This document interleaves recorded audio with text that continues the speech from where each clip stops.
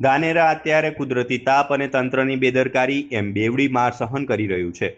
ઉનાળાની શરૂઆત થતાં જ ધાનેરામાં પાણીની એવી વિકટ સમસ્યા સર્જાઈ છે કે લોકોની ધીરજ હવે ખૂટી રહી છે.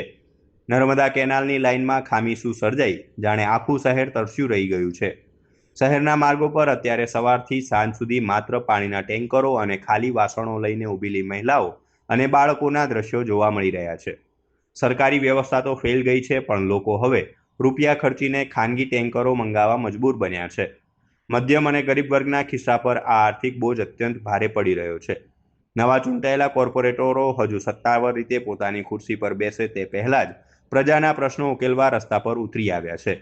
પોતાના વિસ્તારમાં વ્યક્તિગત રીતે ટેન્કરો દોડાવી રહ્યા છે, પરંતુ શું ટેન્કર એ કાયમી ઉકેલ છે? પ્રજાની માંગ છે કે નર્મદા લાઇનનું યુદ્ધના ધોરણે સમારકામ થાય અને ભવિષ્ય માટે સ્થાનિક બોરવેલની સંખ્યા વધારવામાં આવે.